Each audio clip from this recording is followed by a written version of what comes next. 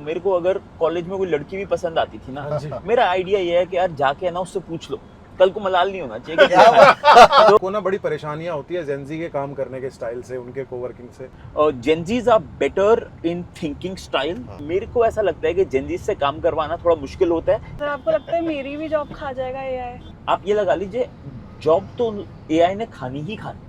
Sir I also want to know about Khan sir की जो पूरा सीन चल रहा है। खान सर जैसे लोग जिन्होंने इतना इम्पैक्ट क्रिएट किया, मुझे लगता है कि वो इंसान को जेन्युइनली पद्मश्री मिलना चाहिए। ऑलराइट, हम तो हमारा एक कैंपेन रेड एफएम पर चालू है और आज हमारे साथ वो हैं जिनके जब हम पॉडकास्ट देखते हैं, इंटरव्यूज देखते हैं, वीडियोस देखते हैं तो समझ में आता है कि dedication, hard work, success, startup, ये सब ऐसी चीजें हैं जो इजीली अप्रोचेबल है, इजीली आप इनको पा सकते हैं एंड इम्पॉसिबल इज नथिंग। बहुत मोटिवेट करते हैं, बहुत डेडिकेट खुद है अपने काम में ये। आज हमारे साथ है रितेश मलिक सर। सर बहुत बहुत स्वागत आपका। हम तो हमारे तू ताली मत बजा, मैं बजा लूंगा पीछे बैठ के भाई। How are you sir? I am absolutely well, very excited, बहुत एक्साइटेड हूँ मैं आज, बिकॉज मुझे ऐसा लगता है कि ये जो कैंपेन है जी। आपका, ये इस वक्त दिल्ली ही नहीं पूरे देश की इस वक्त सबसे ज़्यादा इम्पोर्टेंट बर्निंग टॉपिक है। और I would like to congratulate कि आप इसको है ना इतने शिद्दत से, इतने पैशन के साथ बना रहे हैं। बिल्कुल। सर आपकी फ्लीट में बहुत बड़ी बड़ी गाड़ी है, लेकिन देखिए कारपूल का मजा ये है कि हमारी गाड़ी कोई भी हो, आपके साथ बात करने का मौका हमें इसमें मिल रहा है। मलिक सर, आपको जो है नेपोटिज्म बिल्कुल पसंद नहीं है, क्योंकि आपके घर में ही 37 डॉक्टर हैं, लेकिन फिर भी आपने पढ़ा लेकिन परस्यू नहीं किया, आगे बढ़ाया नहीं उसको। तो ये इतने बड़े रिस्क लेने की शक्ति अंदर कहाँ से आई आपके? तो मेरे को ऐसा लगता है जो इंसान है ना जी, वो सर्वाइवर है जी। हम ना कोई भी चीज़ कर सकते हैं, प्रोवाइडेड हमारे को ना ये बताया जाए कि यार थियोरेटिकल रिस्क जो है ना लाइफ में, वो 10x होता है प्रैक्टिकल रिस्क के। मैं आपको छोटे से एग्जांपल बताता हूँ। मेरे को अगर कॉलेज में कोई लड़की भी पसंद आती थी ना, मेरा आइडिया ये है कि यार जाके है ना उससे पूछ लो, कल को मलाल नहीं होना चाहिए कि तो मुझे लगता है एक्शन लेना बड़ा जरूरी है। हमें बचपन से ये बताया गया कि यार डर के चलो, fear is false evidence appearing real. आपको है ना पूरी सोसाइटी बताएगी कि यार आप ना डर के चलो, ये नॉर्म है। मुझे लगता है कि जिंदगी वो बड़ी अच्छी बात कहता है आज हम यहाँ पे हैं सब लोग, जी। We are the rarest in the universe. True. आज हम इस जगह पे हैं, हमारे को एक दिन मिला हुआ है और हम सांस ले रहे हैं यहाँ पे। मतलब इट इज, इससे बड़ी कोई चीज हो ही नहीं सकती है यूनिवर्स के अंदर।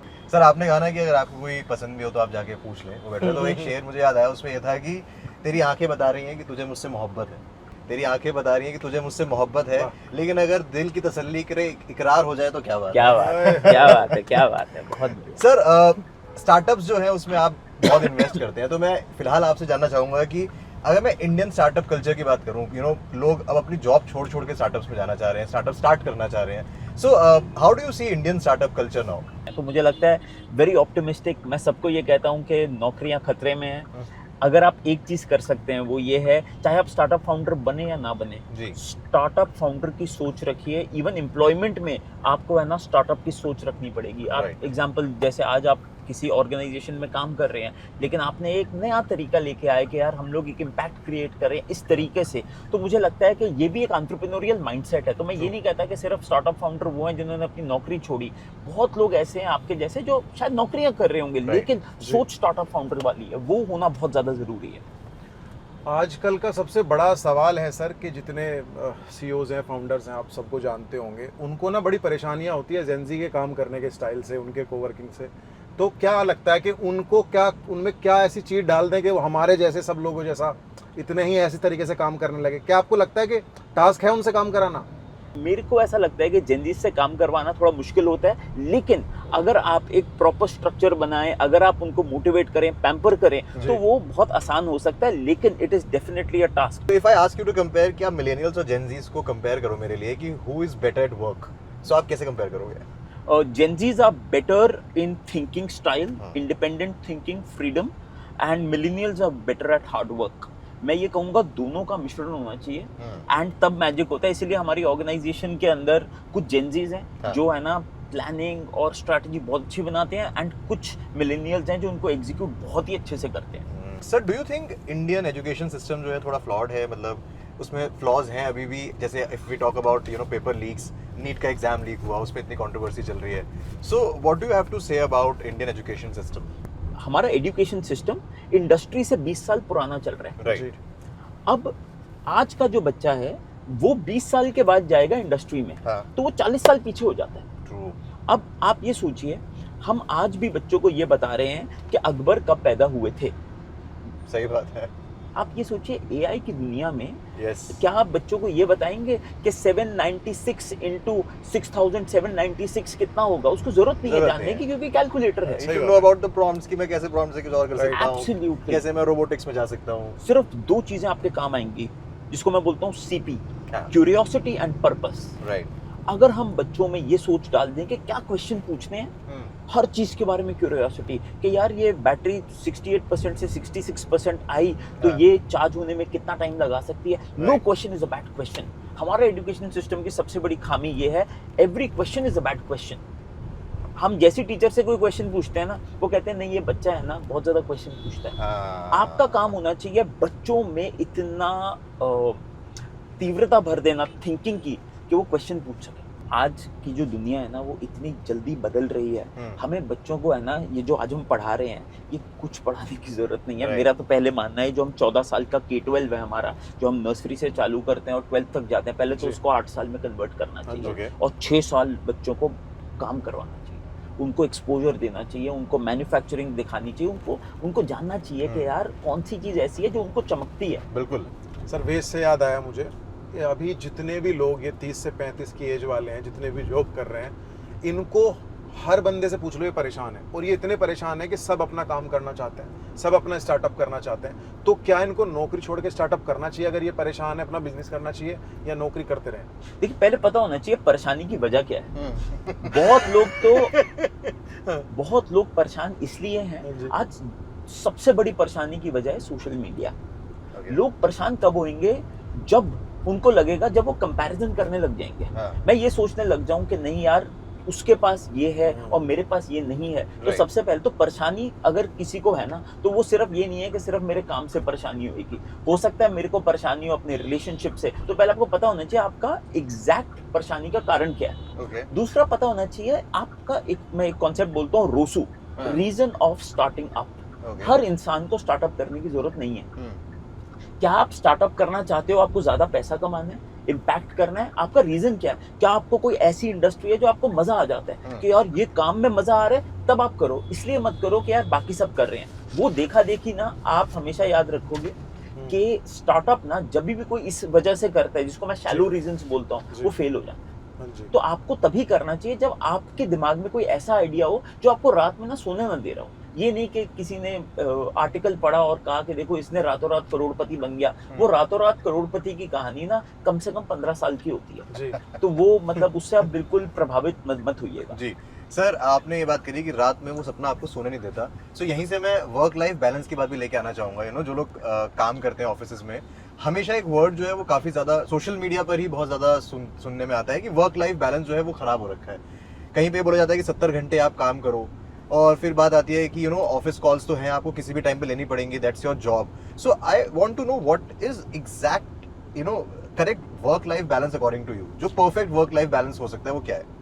नहीं, मेरा मानना ना बहुत इंटरेस्टिंग है यहाँ पे. मुझे ऐसा लगता है कि अगर आपका सपना बहुत पैसे कमाने का है जी, तो आप वर्क लाइफ बैलेंस को भूल जाओ. ओके.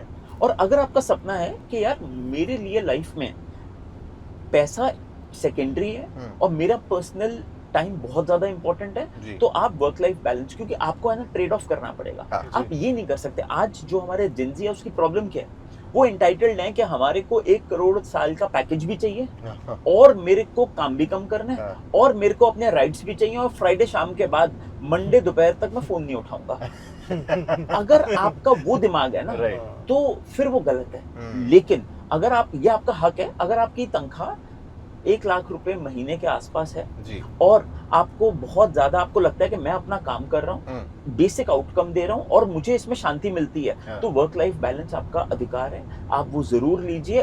बिल्कुल। सर एक्चुअली हम जब यहाँ से निकले थे तो हमारे एक लिसनर का हमें मैसेज आया था कि मेरा भी सेम रूट है, जी। तो मैं भी उसी रूट में, मेरा ऑफिस पड़ता है, तो if you can also pick me and हमें भी कहीं पे ड्रॉप कर दो। सो हमें लगा कारपूल में जितने ज्यादा लोग उतना ज्यादा बढ़िया है। सो एक लिसनर हमारे साथ जुड़ रही है, वो सामने ही खड़ी है, मैं उनको पिक कर लेते हैं जी। और फिर उनका ऑफिस रास्ते में आएगा, उनको ड्रॉप कर देंगे। जी बिल्कुल। और सबसे बड़ी बात जेनजी हैं, आप उनको समझा भी सकते हैं कि वो कहाँ कहाँ कमी कर रहे हैं। जैन जी समझते हैं। हाँ, मेरे को ये है कि जेनजी डांटते भी बहुत हैं। ऑलरेडी पिक कर लेते हैं। Hi Nisha, how are you? Hi sir, I'm good. How are you? All good. Hi. Ritesh sir साथ बैठे हाय हैं हमारे। Hi sir. Nisha, very good to meet you. चलो जी, Good to you, sir. एक और साथी जुड़ गया है हमारे इस कारपूल में, एक वो आपको भी ड्रॉप कर देंगे।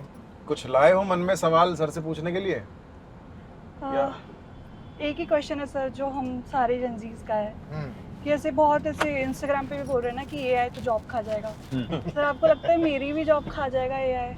देखिए मैं आपको बताता हूँ, एआई जो है ना वो आप ही की ही नहीं, सबकी, इवन हमारी भी जॉब, मतलब आप ये लगा लीजिए जॉब तो एआई ने खानी ही खानी, लेकिन द क्वेश्चन इज ये किसकी जॉब खाएगा?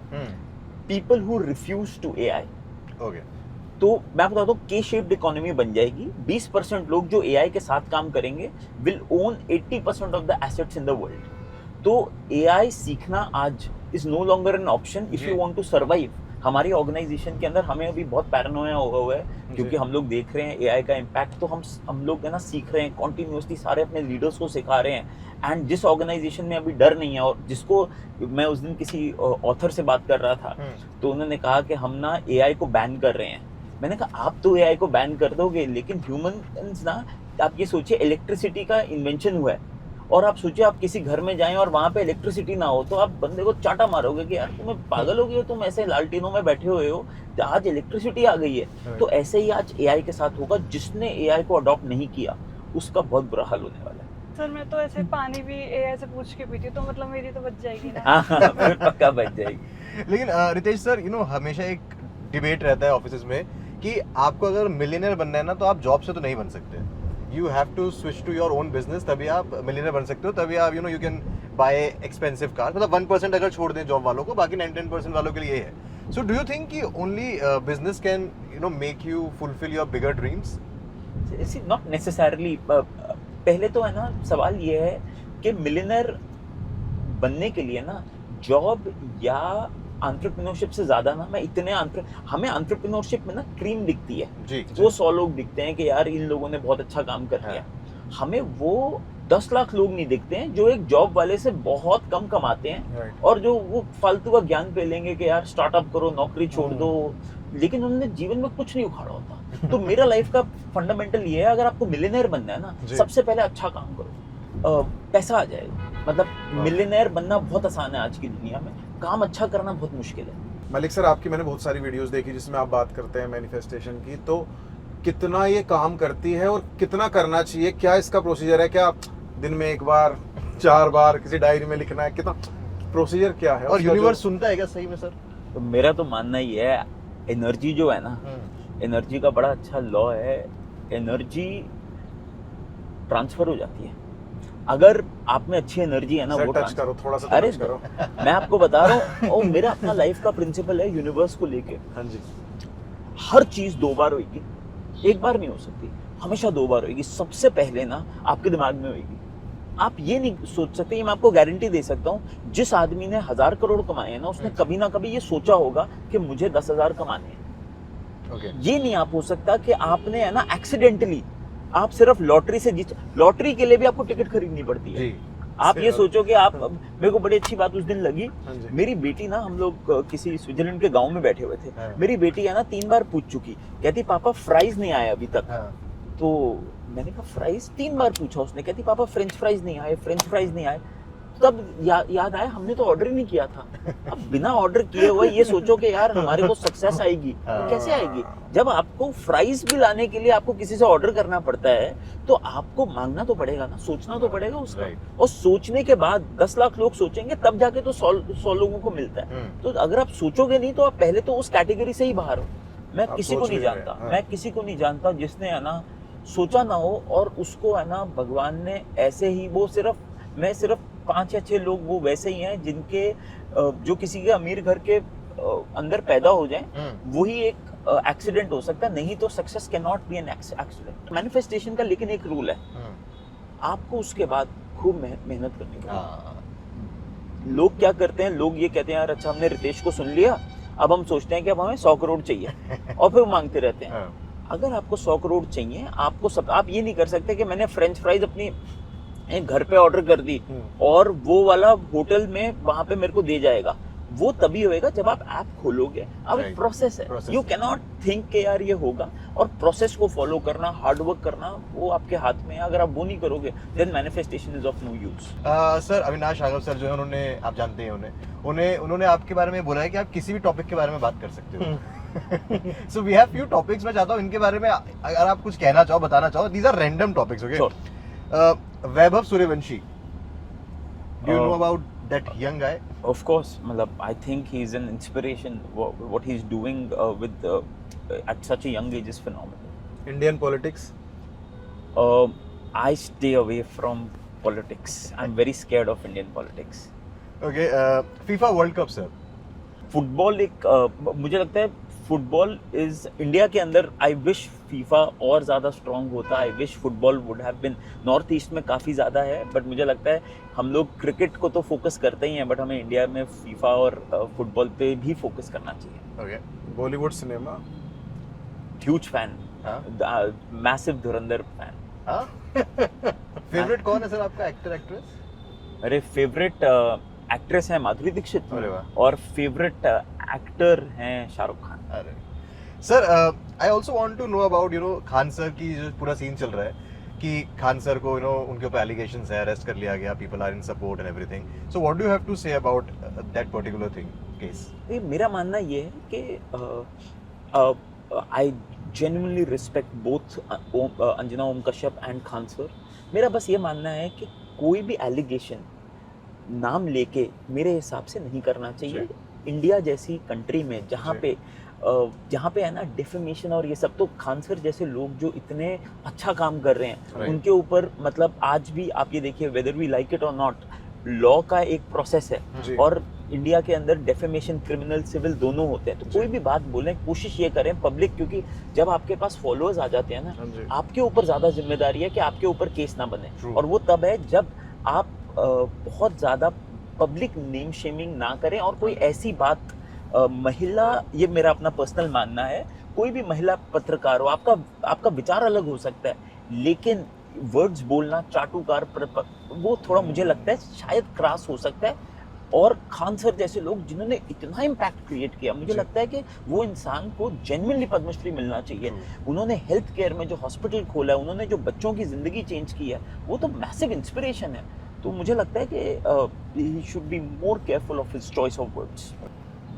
Thank you Nisha. Great Nisha, very good to meet you. मजा आया? हाँ जी, बहुत अच्छी लगी सर आपकी। अपना एक सीवी सर को भी भेज देना। Thank you. Thank you ji, bye, take care. Sir आपसे मैं जानना चाहूँगा, देयर आर फ्यू सिचुएशंस, मैं आपसे पूछूंगा, is this a good advice or a bad advice? Okay, young age में जितना रिस्क लेना है ले लो, बाद में सेटल हो जाओ, बात पे मत छोड़ो, बात का कुछ नहीं। Very good advice, very good advice. मुझे लगता है कि आज मैं वो रिस्क ले ही नहीं सकता था जो मैंने 2013 में लिया था, क्योंकि आज मेरी 2 बेटियां हैं, मुश्किल होता है रिस्क लेना जी। दूसरा है, स्टार्टअप शुरू करने के लिए क्या हमें जॉब छोड़ देनी चाहिए? नहीं, मेरा मानना ये है, स्टार्टअप शुरू करने के लिए पहले आप आज के दिन 48 घंटे में आपका प्रोडक्ट बन जाता है। एटलीस्ट एक मिनिमम वायबल प्रोडक्ट बनाइए। बहुत लोग क्या करते हैं, जॉब छोड़ देते हैं और उसके बाद वो बिल्कुल चलता नहीं है और फिर वो परेशान होते हैं। ओके, सो अगर आइडिया आपका यूनिक है तो 100% आपका स्टार्टअप जो है वो सक्सेसफुल हो जाएगा? नहीं, आइडियाज हैव नो वैल्यू। मतलब ideas are diamond a dozen, execution is what separates. तो आप आइडिया के ऊपर मत भागिए। आज आप इवन आज की दुनिया में आप कोई भी ऐसा प्रोडक्ट बना सकते हैं जिसके लिए यूनिक आइडिया की जरूरत नहीं है। लोग आज भी नए होटल चेन्स लॉन्च कर रहे हैं, कन्वेंशनल इंडस्ट्री है और बहुत बड़े ब्रांड्स बना रहे हैं, और लोग आज भी AI प्रोडक्ट्स लॉन्च कर रहे हैं और वो 2 मिनट में फेल हो जाते हैं। तो मतलब यूनिकनेस का कोई वैल्यू नहीं है।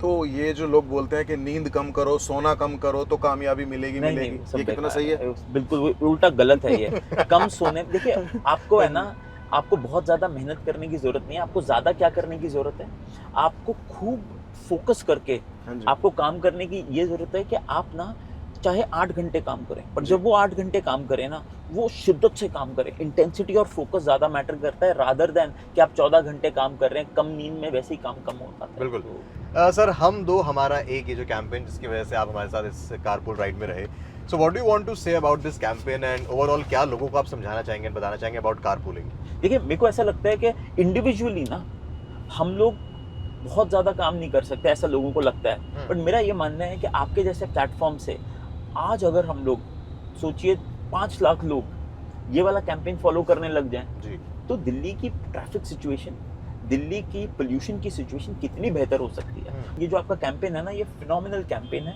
हमें ज़रूर, आई बिलीव इन कारपूलिंग, चाहे आप इनोवेट में देखिए, हम लोग कारपूलिंग को बहुत सपोर्ट करते हैं। हम लोग पब्लिक, मैं खुद इनोवेट में मेट्रो से जाता था। All right, thank you so much Ritesh sir for taking out time. Would love to have you one more time in our studios. आप टाइम निकाल के आएगा, बहुत सारी और बातें हैं जो हम आपसे करना चाहते हैं, Absolutely. But we are at your destination. But again thank you so much sir for your time. Thank you so much ji, I had such a good time. Same here sir, same here, thank you. Red FM पर तो हमारा एक